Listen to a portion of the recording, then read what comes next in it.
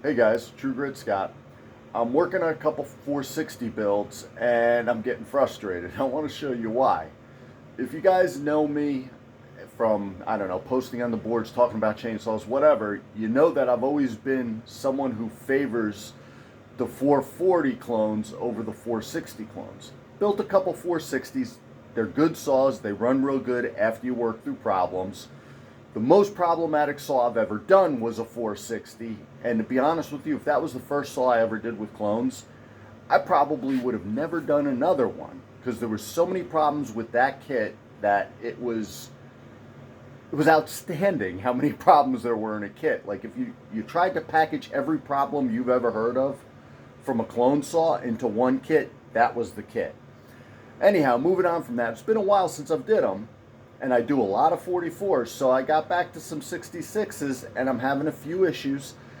There's some things I really like about the builds, I really like about the saws, but I'm gonna pause you and show you some of the issues that a new builder could run into and how you address it. There's more than one way to do it. If you guys have some better ideas on this, let me know, but I'm gonna show you what I'm going through. I'm gonna pause you. Okay, guys, first thing I'm going to show you is I was going to do, and I don't know if it's going to work out for me, I'm thinking it's not, a titanikel, a hyway titanikel cylinder on this one 460 build. It's a big bore cylinder, and the problem that I got was with no base gasket, the squish was at 35 thousandths. With a base gasket, it's at 55 thousandths, and I hope you could see that in there, but that's where we're at with our Freeport. That's with a gasket. So I'm at least 55 thousandths on squish, and that's how much Freeport I have. Without a base gasket, it's even more, obviously. So I'm going to pause you and I'm going to show you what I'm going through with these farmertec cylinders now.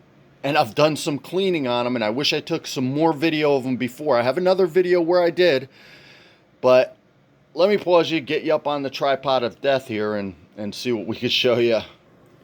Okay, so I had a few 460 cylinders laying around, and I had the two from this kit. And as I'm going through, here are my choices.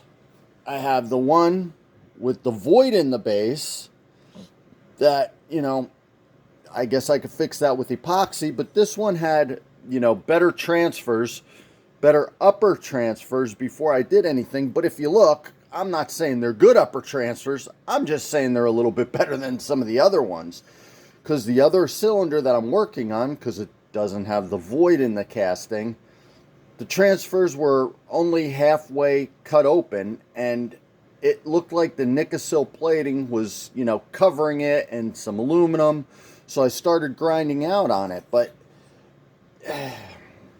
you could see, maybe you can't, but they're not bad cylinders. If you're a guy who expected something perfect, you're going to be very disappointed. If you're somebody who's going to grind on these and put some work into them, they're not bad to work with.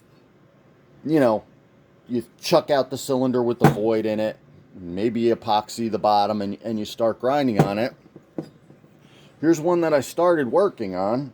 I started cleaning up the transfers a little bit, cleaning up the intake quite a bit, and evening things out. And these are the things that you have to do, because that Nikasil, if you left it like that and ran it the first time like a pre-built saw, I don't know what would happen. There's enough junk in there coming out between sand and Nikasil and everything else that I think that they'll run. I think that they might run for a while. Is it going to run 100% efficient? No. Is it going to score the cylinder? Yes. How much is that going to affect performance? I don't know.